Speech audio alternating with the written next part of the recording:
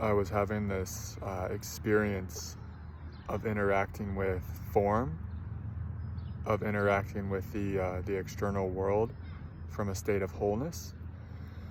And when I say wholeness, not like feeling amazing, and that's the thing, even if you're in pain, like say you're going through a really deep heartbreak and you've got a lot of density in your heart center, as long as you're staying connected to that pain and you're not trying to escape it, you're gonna feel in a state of wholeness, in a state of oneness with all that you are. You'll still be feeling the pain, of course, and there might be a sense of discomfort, but there will also be this sense that nothing outside of yourself is needed for you to feel complete.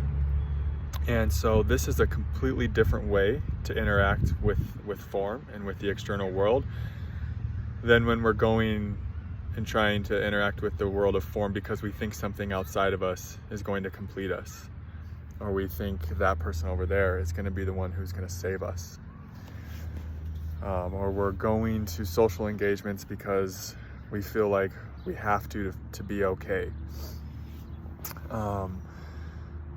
And it's going to kind of shape your reality differently too, because when you're connected to all that you are and you're feeling this sense of inner wholeness, there's a completely different experience when you do engage with others. You might still want to approach somebody or a group of people or go interact with friends, but there's not this sense of like your starving inner ghost is going there to extract from them. There's just a sense that, yeah, you're going to enjoy their presence, you're going to enjoy the communion with them, or whatever experience might manifest with them, but it's not going to dictate or impact your sense of inner wholeness, which is already innate, which is already a given. So you go into interactions without there's not this neediness there. There's not this deep insecurity. There's this sense like, okay, I'm here to enjoy this, or I'm here to have this experience, but my sense of self and my self-image isn't riding on this. So there's not this fear of rejection, because when you're whole, when you know yourself as wholeness, rejection really isn't a thing anymore. Rejection can only occur if you're depending on someone else outside of you to give you, to fulfill you, to give you the validation where you feel lack. So that's the only time anyone can reject you, is if you're depending on them to validate your existence in some way. I did notice when I was walking today, sometimes, and this is getting more and more subtle and less, but sometimes like a feminine energy can start to pull me from myself, because there's still a story in my field, in my cells, that a woman will complete me. And this is not an uncommon story. This is a story we grow up learning in Disney movies, right? A lot of us have this sense of feeling like we're incomplete or we're not enough until we have the perfect partner. So it's just a noticing for me what pulls me from my sense of wholeness. And it's just like that story it's much subtler, and it has much less of a pull, and it's not nearly as convincing. But I was noticing today, as I've been out and about, that there's something in the subconscious that's still subtly believing that the perfect woman is the thing that will complete me. And when we believe that story, even on a subtle level, even on a subconscious level, we will automatically feel less whole within. Because in that moment, we've given our power away to something outside of us. We've just said that it could be an energy, that person, and some people do this with money, with achievement, whatever. But we've said that thing outside of us, unless we have that, we're not whole. And so I immediately felt in real time the sense of wholeness that I had dissipate a bit once that story arose, because there happened to be women around in an energy that part is convinced like, ooh, a woman with that energy, that will complete us. And it wasn't even like on a conscious level. It could seep into the conscious level too. But it was just interesting to feel that in real time, like interacting with form in the external world from a sense of wholeness, and then, oop, here, something in the external triggered a story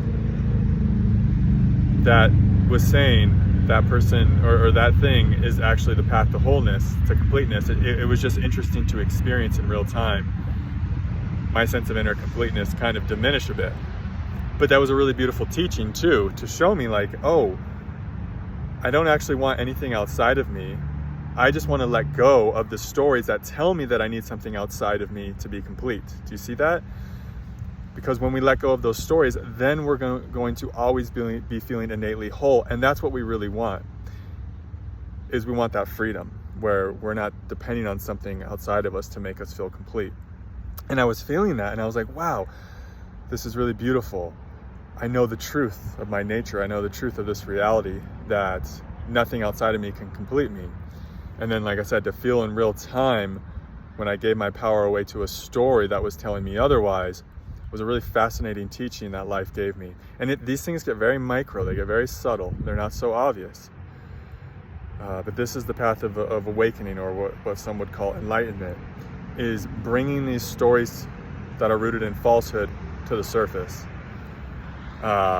bit by bit, and digesting them, seeing through them bit by bit, to where over time, there's nothing in you that can believe a story that someone outside of you is your path to feeling whole. And when all of those stories are dissolved, then it's just, you're going to be in touch with your innate wholeness, because that's all there is left. Because that's the truth. The truth is you are innately complete. You are innately whole, just as you are. You don't need anyone to validate your existence. You don't need the perfect partner. You don't need a certain amount of money. You don't need any type of success or achievement for you to know the sense of wholeness that you are. And so, we all have different stories in the subconscious based on how we were raised, what culture we were in, what kind of cultural conditioning we were exposed to. We all have these certain conditionings and stories within our subconscious that are rooted in falsehood, that are telling us, especially if you're like in the Western world, a big one might be, I need to reach a certain level of social status or income per year, or I need to achieve X, Y, and Z. I need to get this degree or whatever. We all have a certain amount of those stories that we're subconsciously giving our power to and believing. And as long as we're hooked into those stories and those conditioned beliefs, we're always going to be feeling a bit in lack or a lot in lack, depending on how hooked into those stories you are. Me, I'm a past life Libra. I tend to have this lover archetype.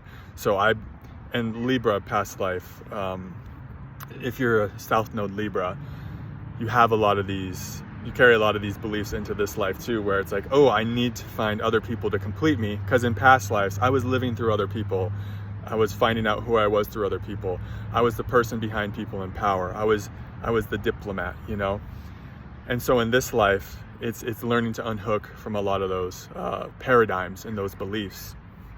So that's kind of the one that hooks me the most, is, ooh, that person or that group of people, they're gonna be where I'm gonna find my wholeness. And I'm noticing as I start to unhook and untangle from that whole belief core, I'm starting to feel more free and just more complete within myself. And I'm like, oh wow, this is a new way to interact with reality, to interact with the external world, where I'm feeling like I don't need anything from it anymore, or much less. And so some of you, depending on your past lives and your astrology, you might be hooked into different subtle subconscious stories, like I said, about money, achievement, success, etc. Could be relationship for you too, or it could be around other people. But I just wanted to bring that forward, a learning that I had in real time today. Beautiful day in Colorado. Sending you all so much love.